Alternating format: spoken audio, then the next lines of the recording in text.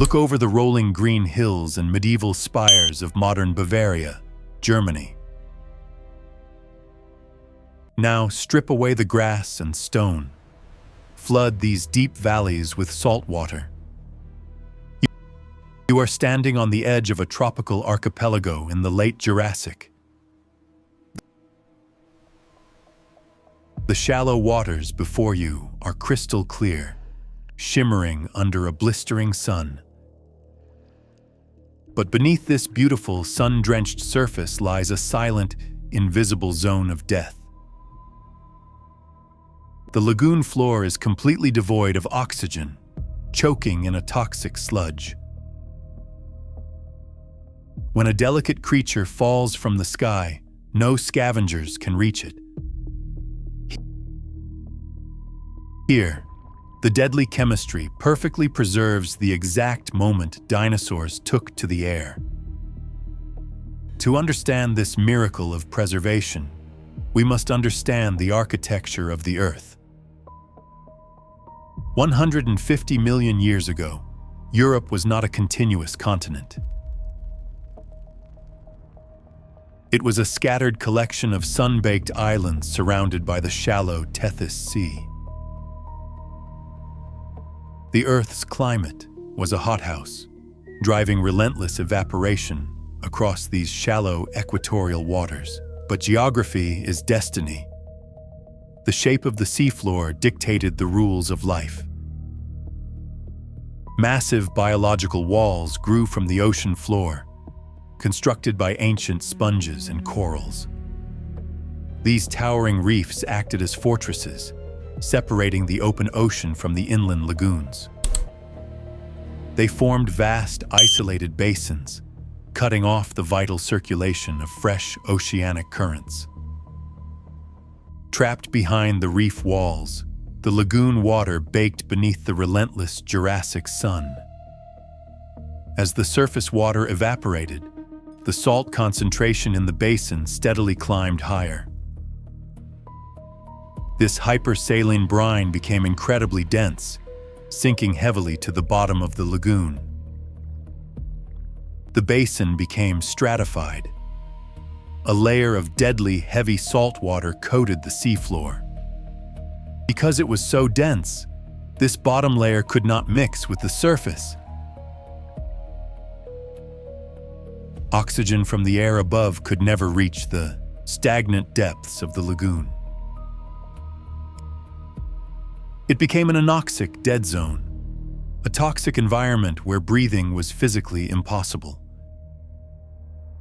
Any creature that swam or sank into this heavy brine was immediately suffocated. Even the microscopic bacteria that normally break down dead flesh could not survive here. It was a perfect, sterile tomb, sealed by chemistry and guarded by heavy salt. But there is one final ingredient required to craft the perfect geologic time capsule. The tropical storms and tides constantly pulverized the ancient coral reefs into fine powder. This microscopic carbonate mud washed over the reef and drifted slowly into the lagoons. It fell like a gentle underwater snowstorm, coating the toxic bottom in white dust. Layer by microscopic layer, the mud accumulated in the stagnant, undisturbed depths below. Because there were no bottom-dwelling scavengers or burrowing worms, the mud remained perfectly flat. This is the Solnhofen Limestone, a deadly, toxic trap masquerading as a tropical paradise. Earth had constructed the ultimate preservation machine, waiting patiently for victims to fall inside. And above the poisoned waters, a radical new biological experiment was about to stumble. Above the deadly waters, the islands of the archipelago are a landscape of harsh limitations. The intense sun bakes this environment, forcing life to adapt or perish under the heat. Ancient dragonflies, massive and predatory, master the skies over these arid islands. Their design is perfected by millions of years of evolution, a highly successful aerial ancestor. For tens of millions of years, insects owned the air. They faced no aerial competition. But the rules of the game are changing. A new class of predators has risen. Meet the pterosaurs. They are masters of flight, their leathery wings gripping the shifting winds. They are aerial specialists, designed to scan the surface and seize prey with precision. Their flight is an engineering marvel, a lightweight skeleton supporting vast skin membranes. They dare to hunt the edges of the poison, exploiting a narrow niche of survival. But they are not true birds. Their flight, though effective, relies on skin, not feathers. This is a world dominated by gliding reptiles. They have ruled the upper air for eons. But in the tangled scrub below, a radical, messy biological experiment is beginning. This is Archaeopteryx, a creature caught between two worlds. Dinosaur heritage meets avian future. Its eyes reveal its ancestry. It is a theropod, a relative of killers like Compsognathus. But its arms bear feathers, asymmetrical flight feathers, the defining hallmark of a bird. It retains the three-toed grip of its dinosaur ancestors, a ground-dwelling killer adapting to high branches. Instead of a beak, it has a jaw filled with sharp teeth, built to rip and tear. It moves clumsily. Its flight is not graceful, but a desperate, energy-intensive struggle. It must maintain these feathers. This is the new, critical technology for survival in this island world. In this isolated archipelago, the pressure to reach new islands has forced this clumsy adaptation. Feathers might not have begun for flight, but for display or insulation, an evolutionary surprise. The Archaeopteryx locks its focus on a target, a potential meal scuttling in the open. For this clumsy flyer, the jump from the high canopy is always a desperate, high-risk calculation. It pushes off. A flurry of frantic flapping replaces the smooth glide of the pterosaurs. Its feathers are complex, but its flight muscles are still too weak for true mastery. It is a clumsy glide, a controlled fall, consuming massive amounts of raw muscular energy. The landings are clumsy, often involving stumbles over rocks that the pterosaurs simply soar over. It uses its ancestral claws to climb, scrambling up vegetation that its specialized cousins cannot reach. This is the revolutionary, the flawed but functional prototype for every bird that will ever fly. But the placid environment of the Solnhofen lagoons is about to change violently. A sudden, fierce tropical squall strikes the archipelago, a routine geological disruption. The wind churns the lagoon surface, disturbing the upper layers and clouding the water. The storm unleashes the energy of the open ocean, hammering the outer sponge reefs to dust. Electricity fills the air. The stable, stratified world of the lagoon is about to be shattered. Caught in the storm, the Archaeopteryx clings tightly, its feathers overwhelmed by the wind. The clumsy adaptation that served it in calm air is now a fatal trap. A nearby branch fails, triggering the creature's ultimate fatal instinct for escape. It launches itself, seeking safety. It is a critical error of judgment. Caught in the gale, it completely loses control, a flawed prototype exposed by raw power. The waiting lagoon surface rushes up to meet it. The gravity of Earth demands its toll. It hits the water, a violent impact that shatters the fragile bones of the clumsy flyer. The very air it tried to master is gone, replaced by dense, punishing water. The struggle is brief.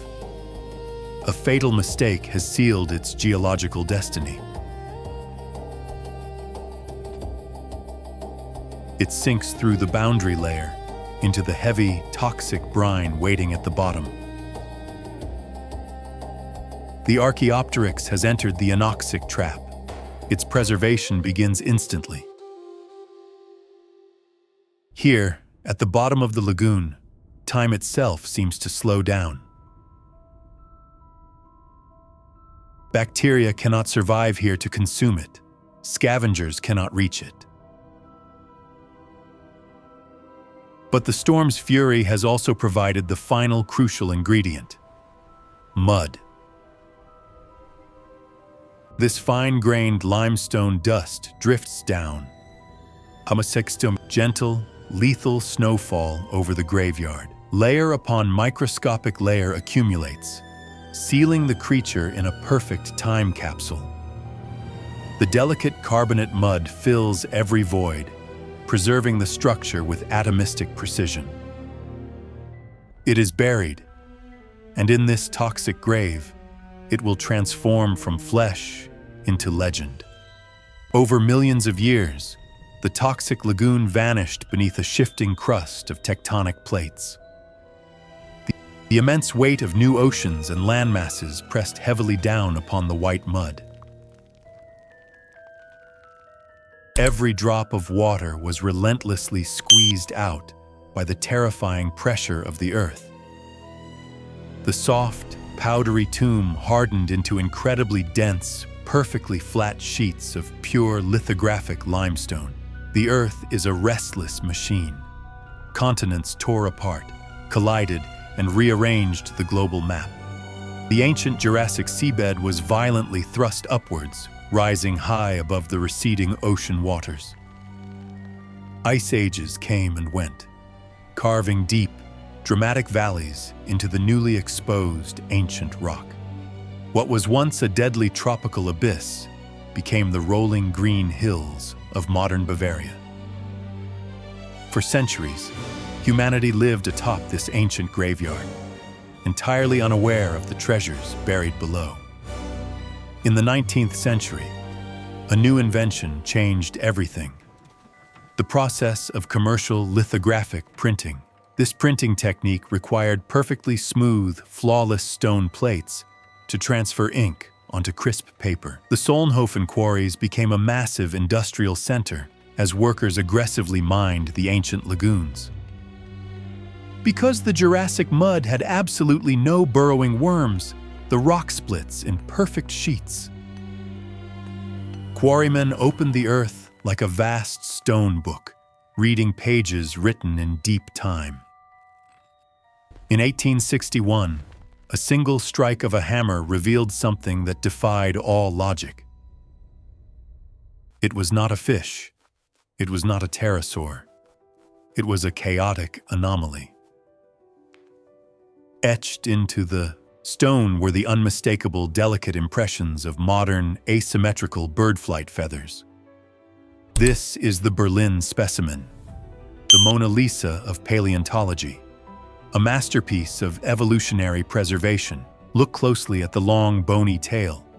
This is the distinct anatomy of a dinosaur. See the three distinct, sharp claws extending outward from the leading edge of its wing.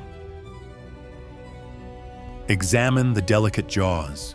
They are filled with the sharp, needle-like teeth of a predator. Yet, radiating from these terrifying reptilian arms are the highly advanced, aerodynamic feathers of flight. The microscopic structure of these feathers is virtually identical to the birds in your backyard. This fossil was unearthed just 2 years after Charles Darwin published his controversial evolutionary theory. Darwin had boldly predicted that transitional fossils, bridging the gap between species, must surely exist.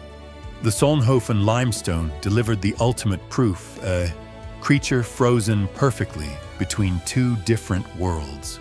Today, millions of people travel to marvel at this exact piece of Jurassic ocean floor. We look at this stone, and we see the exact moment a dinosaur became something more. But we must never forget the brutal, invisible geologic forces that made this miracle possible. Without the towering sponge reefs, there would be no isolated basin of heavy, stagnant saltwater. Without the deadly, oxygen-starved sludge, scavengers would have quickly devoured the fragile, feathered alien corpse. Without the pulverized coral dust, there would be no perfect canvas to capture the feathers. The geology of the Earth acted as a flawless, unforgiving architect of our biological memory. Every time you look up and see a hawk carving circles into the open sky, every time you witness a hummingbird hovering with impossible precision next to a blooming flower, every time a vast flock of starlings dances in perfect synchronization against the setting sun, even when you see a simple pigeon navigating the concrete canyons of a modern city, beneath those modern feathers lies the ancient, modified skeleton of a fierce, bipedal Jurassic predator. They are the last surviving dinosaurs, carrying the legacy of a world that violently vanished. Their dominion over the skies was bought with the blood of clumsy, desperate, ancient prototypes. We owe our understanding of this epic transition entirely to a trap made of poison. A fatal mistake that ended one life, but granted it total immortality in the stone. Life is an endless struggle to adapt to the shifting, uncaring geography of our planet. Earth sets the stage, writes the rules, and ruthlessly buries those who fail to adapt. The history of life is not just a story of biology, it is geological determinism. We are all temporary passengers on a rocky vessel that does not care if we survive.